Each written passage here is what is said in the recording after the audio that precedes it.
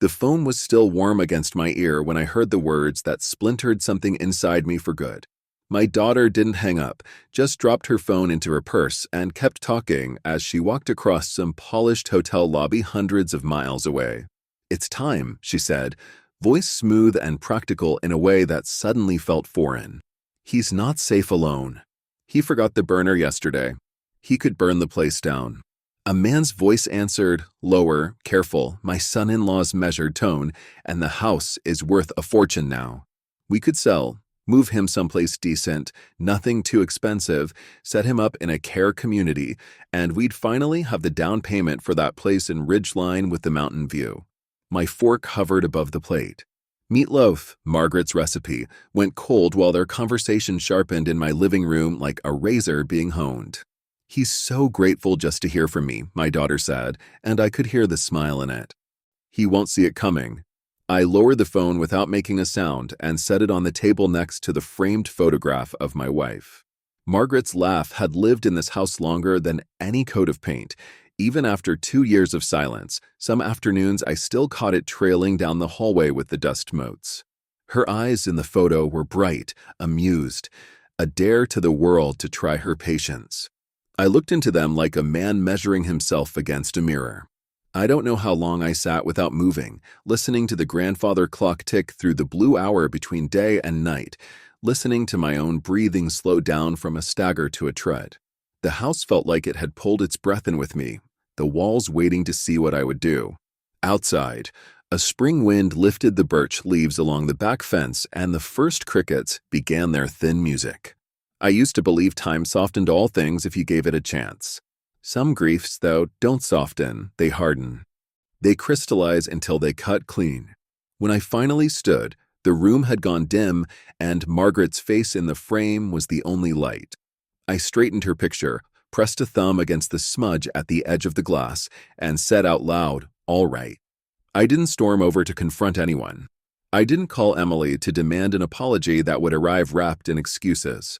Instead, I opened the drawer where I keep what Margaret used to call our paper backbone. Receipts live long when you fold them neatly. I had 20 years of them.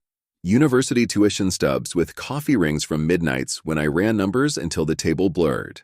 The car note I co-signed when Emily's credit looked like a weather map in a storm. The caterer's bill for a wedding reception that was supposed to cost $5,000 and ended up costing $30,000.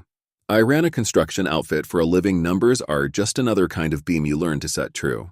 I lined them up until they built a shape you couldn't ignore. A father who took on a second shift because his daughter wanted swans made of pastry. A man who replaced his own truck tires with retreads so his son-in-law could have a transmission in a German car that had never hauled a single load of lumber. In the bottom drawer lay the deed to the house. Margaret and I had bought the lot when it was weeds and promise. We built the frame ourselves on Saturdays with friends who came for pizza and left with splinters. When the bank papers were finally stamped paid in full, we danced in the echoing living room while the paint still smelled like rain. After Margaret died, the house transferred to me cleanly. No liens, no co-owners, no paperwork that included my daughter's name or my son-in-law's ambition. Possession seems like a small word until you hold it up to the light. It shines then, and it cuts. The next morning, I shaved slowly and put on the charcoal suit Margaret bought me for our 40th anniversary. My hands only shook once when I buttoned the top button, and even then it felt less like nerves and more like something rising in me that had been sitting for too long. I drove to a brick building on Laurel Street where a brass plaque read Pike and Amp, Lowell Attorneys. The receptionist recognized my name from the file we opened when Margaret got sick. "Mr. Carter," she said gently, "it's good to see you." It felt like a kindness, not a platitude. In his office, Lawrence Pike listened without interrupting, a man who knew that silence tells you more than people think. I told him about the call that hadn't disconnected. I told him what Emily and Jeremy were planning. I didn't dramatize. I didn't have to. The math dramatized itself. He asked for the deed. I placed it on his desk as if passing him an heirloom blade. "They can't sell what they don't own," he said after scanning the page. "They can't compel you to move without guardianship or power of attorney, neither of which exists here. And you are competent." He studied me carefully. You are competent. I nodded. He slid a legal pad closer and began to outline a sequence of steps with the calm a good carpenter has on a job site. Designate a healthcare proxy I trust, my sister, Lila.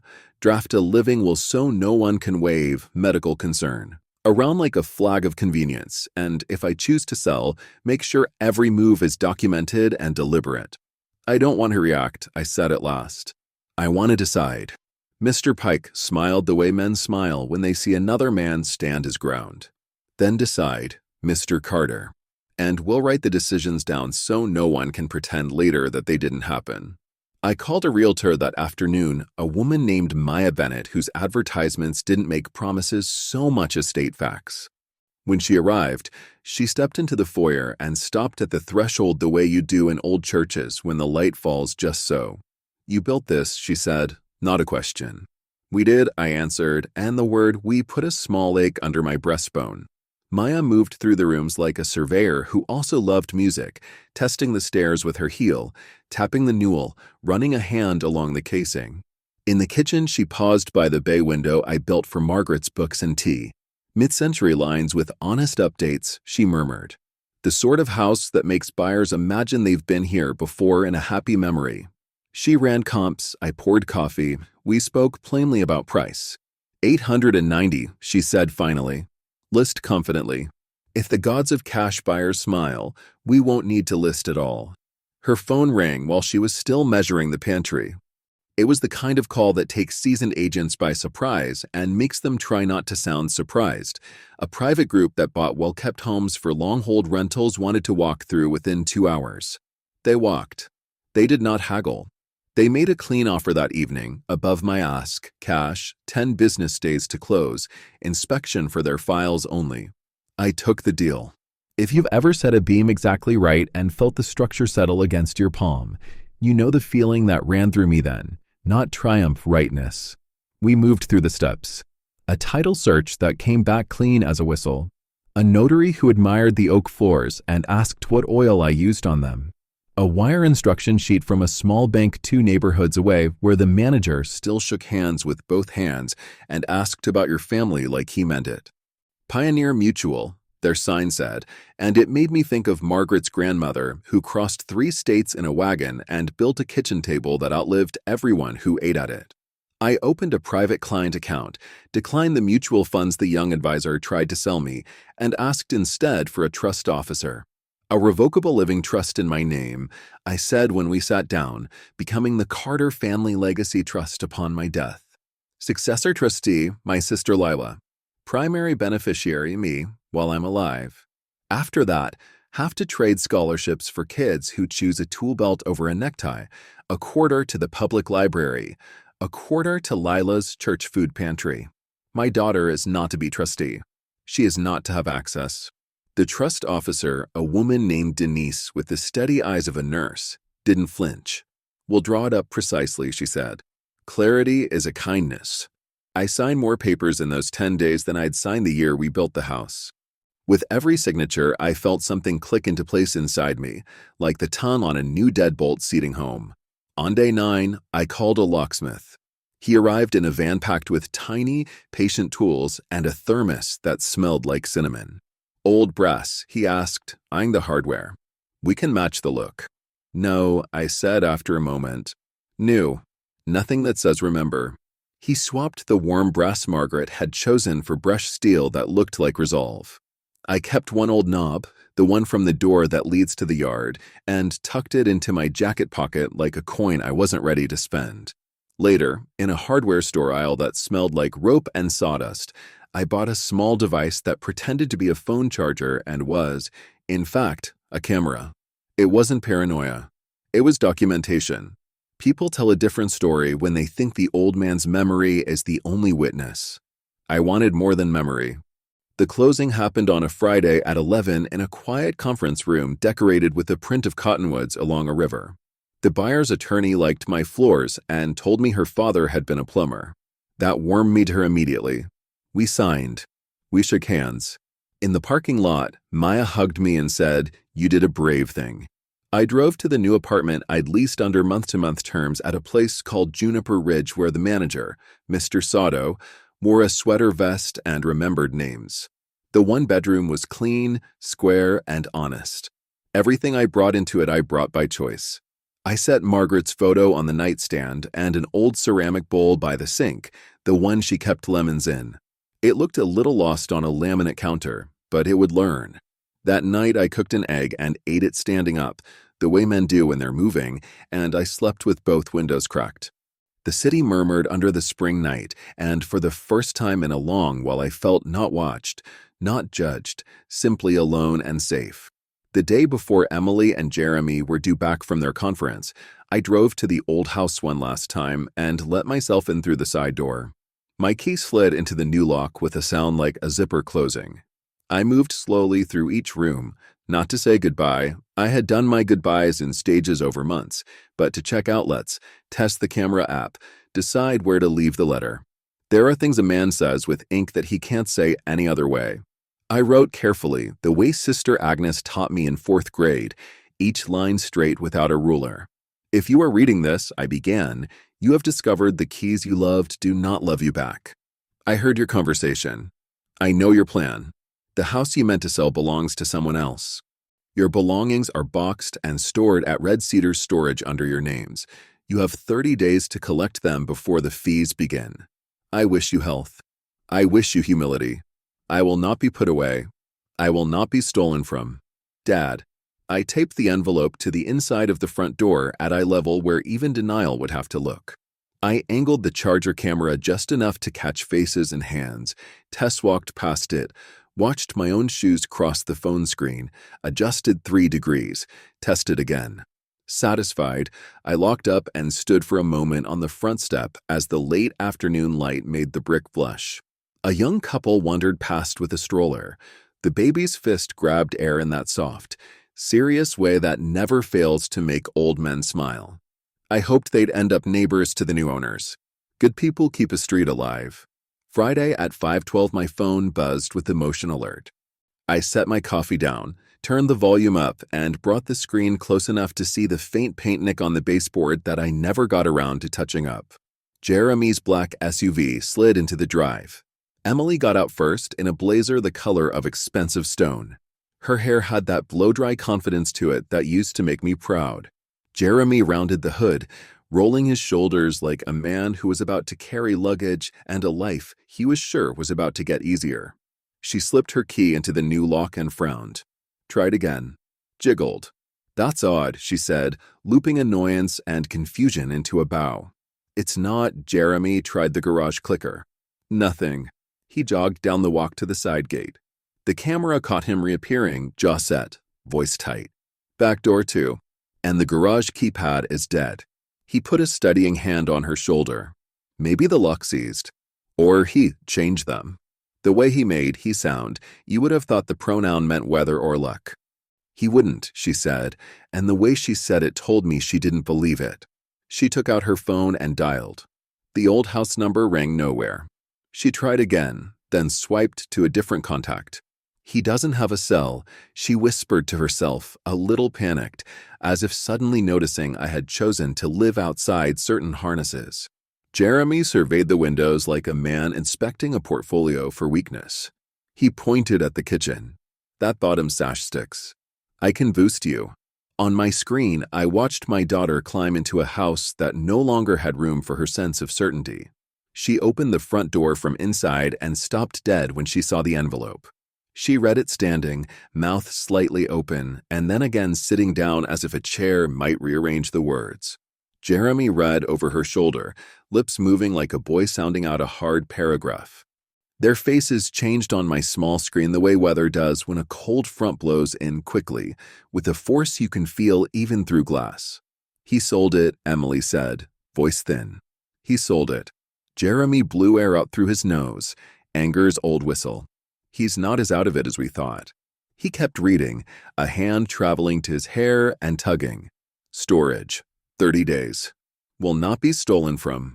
Emily sank into the blue armchair Margaret loved and pressed her fingers into her temples. That money was supposed to be our future, she whispered. The old man on the couch across from her in the apartment across town smiled without humor and shook his head once. Jeremy snapped his gaze to her. "Our future," he said, letting the mask he wore in hotel bars slip. "He worked for it. He built this place. You were barely in grade school when he dug the footings. You said he was a burden," she hissed back. I said he needed help, he cut in, and then couldn't stop himself from telling the truth, not completely. And I said the equity would change everything." Silence the length of a held breath stretched between them. She put her head in her hands and cried, small and high the way a kettle cries when water forgets itself and boils, and he paced like men pace when there's no nail left to hammer. A neighbor must have noticed two well-dressed people entering a locked house through a window, because a patrol car rolled by slow and paused at the curb. On my phone, I watched as Jeremy stepped to the porch, smiled the reasonable smile men wear for authority, lifted his hands open. The officer asked a question, Jeremy answered. More questions. The officer glanced inside, saw a woman crying, and looked relieved when no one shouted. He told them to contact the owner. The Vaj's radio crackled in my quiet apartment. My heart didn't so much pound as remind me it knew its business. After the cruiser pulled away, Jeremy's shoulders slumped, as if he'd set a bag down that he newly understood belonged to him now and was heavy. "Call a lawyer," Emily said. "He can't do this." "With what money?" Jeremy asked, and the cruelty in it startled even him. "And what lawyer is going to force a competent man to unsell his own house?" She stared at him, eyes red, lashes clumped. "Then what do we do?" He looked at the letter again. 30 days, he read softly. "We get our stuff out of storage. And we figure something out." He sat on the coffee table and put his head in his hands, mirroring hers without meaning to. For a moment they looked like kids who'd taken out the expensive toy and broken it and couldn't get the pieces to fit. I closed the app. I had seen enough. That night I opened the last bottle of a Bordeaux Margaret had saved for a celebration that never quite found its day. I poured a glass and carried it to the small balcony of Juniper Ridge. The city was a scatter of gold beads strung across the dark. A woman in the courtyard below walked a dachshund that strutted like it owned the sidewalk. Mr. Sato watered the hydrangeas with the slow care of a man who has learned that most things respond to patience. I raised the glass toward the sliver of moon and then toward the photo I'd set on the table. "I kept my promise," I told Margaret. "I will not be taken advantage of." The wine tasted like a good ending to a long day and the beginning of something I could live with. I thought that might be the end. It wasn't. People who feel entitled don't retire after a single loss. They regroup. Monday morning, a stranger's number rang my new phone. When I answered, a woman introduced herself as an investigator from Adult Protective Services. "We received a concern about your well-being," she said, her tone professional, not unkind. "A family member reports possible cognitive decline and self-neglect." I could hear the script in it, a well-worn path her voice had walked before. "Of course he did," I said. "How can I help you?" She came that afternoon. I brewed tea and set out a plate of store-bought lemon cookies. She asked if she could see my fridge. I showed her milk with a date that had not passed and vegetables crisp enough to snap. She asked if I remembered what day it was. "Monday," I said. "Since the dry cleaner closes early, I'll be going tomorrow to pick up my suit." "Spell your last name backward for me," she asked gently, and I did, then laughed. My wife used to test me that way when I'd had a glass of bourbon. I showed her the trust documents, the healthcare proxy, the lease with my own signature steady across the bottom. Before she left, she lingered by the door. "We see a lot of things," she said, "and most of them are ugly. Whatever fight is happening, you're prepared. You'd be surprised how many people aren't." "I'm not surprised," I said, "but I'd like to be." She nodded and was gone. The next day, my doctor, the one who listens more than he interrupts, ran the cognitive tests everyone pretends are games. "If I ask you to remember 3 words, can you?" he asked, and I told him I'd try. Apple, nickel, blue. 10 minutes later, he asked again, and I said, "Margaret, Lila, and God help us. No, I remember. Apple, nickel, blue." He laughed. "You're fine." He signed a letter to that effect, a tidy paragraph stating I was oriented to person, place, time, and the reality that requires backbone. Mr. Pike filed it away with a copy of the APS note that said no action needed. Then came the smear attempt. A cousin forwarded me a message Emily blasted to half the extended family, telling them I'd been manipulated by predatory investors and that I was refusing reasonable help, all couched in concern but spiked with little darts. Lila called me before I could stew. I told her to stop, my sister said. I told her I remember the day you laid the first plank on that porch and how your hands bled and how proud you were the first night you and Margaret slept there without a mortgage. I told her that planning to sell a man's house while he's still alive isn't care. It's theft with cuter words. I had to sit down after she said that. There are sentences you wait your whole life to hear and don't know you were waiting until they arrive. I asked Lila if she'd meet me at the Juniper Ridge Community Room on Sunday. We made sandwiches and coffee and invited anyone who'd received the email and wanted to hear my side. 15 people came. I laid out copies of the trust, the closing statement, my doctor's letter, the APS result. Then I told the story the way carpenters tell stories, in order, with details, with the humility of someone who knows wood is stronger than ego. At the end, a cousin I hadn't spoken to in years stood up, walked over, and put her arms around me. We should have called more, she said into my shoulder. We left you alone and let them play hero. I squeezed her hand. You're here now, I said. I didn't add that sometimes in a life, now is the better word anyway. Emily didn't quit. She hired a lawyer who sent a letter with phrases like undue influence and improvident transfer strung together like tinsel. Mr. Pike drafted a reply that should be framed in the lobby of the courthouse. 1 page, no adjectives, 3 attachments. The closing was conventional. The price was market appropriate. The seller was competent. Further communications of this nature will be considered harassment, he concluded, which is lawyer for hell no. Jeremy, for his part, called me from a blocked number one evening and opened with, "It didn't have to go like this." No, I said. It didn't. He waited for me to help him off the hook. When I didn't, he tried to climb off by himself and fell into being honest for once. We were scared, he said. The market felt like quicksand, and you seemed so grateful all the time that we forgot you were choosing. A strange mercy stirred in me, the kind you feel when a man finally names the dog that's been biting him. Fear doesn't make theft into care, I said, but it makes the math of it easier to see. He thanked me for answering. He didn't ask for money. I respected that. Spring widened into summer. At Juniper Ridge, I learned the rhythms of the place. Mrs. Alvarez in 3B watered her African violets every morning at 9 and let me taste her arroz con leche if I helped her carry groceries. Mr. Sato set up folding chairs under the shade of the juniper on Tuesdays for community bingo. I went twice, lost both times, and laughed harder than I had in years.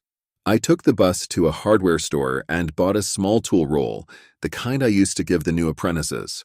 In the mornings, I fixed the loose latch on my cupboard or reseated the towel bar someone had installed with a prayer instead of anchors.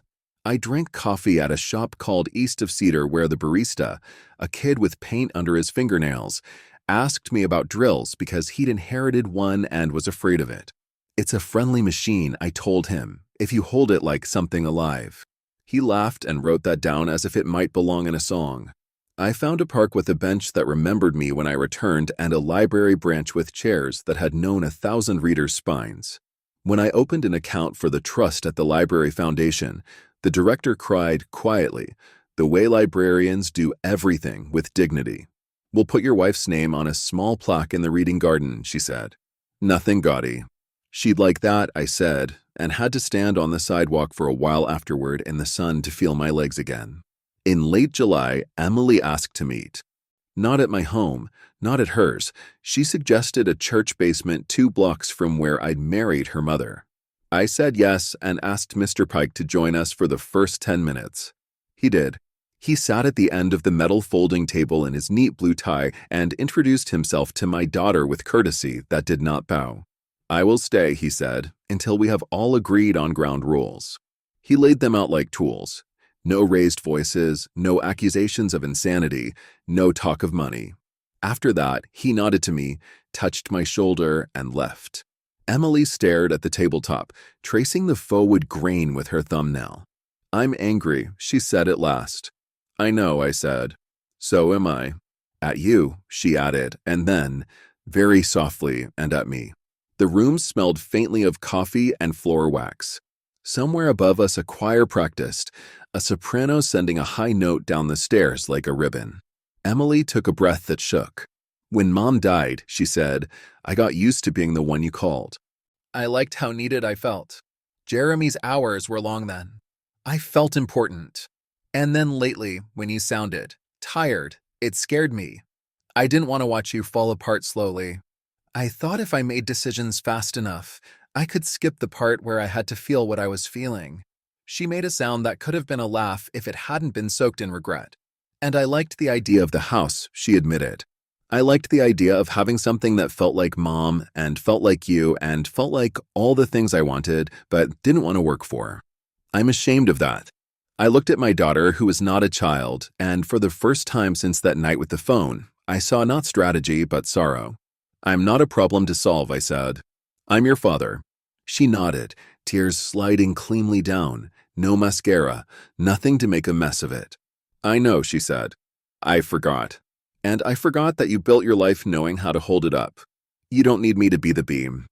"I need you to be my kid," I said. "I need you to visit because you want to know how my day was, not whether my checkbook balances. I need you to love me even when I tell you no." We sat in that for a while. A low note from the organ above us vibrated the table. It felt like a blessing. "I'm not leaving you anything in the trust," I said finally. "Not because I'm punishing you. Because wealth you don't work for rots whatever it touches. But I am leaving you something else." She looked up, wary and hopeful both. "Time," I said. "If you want it.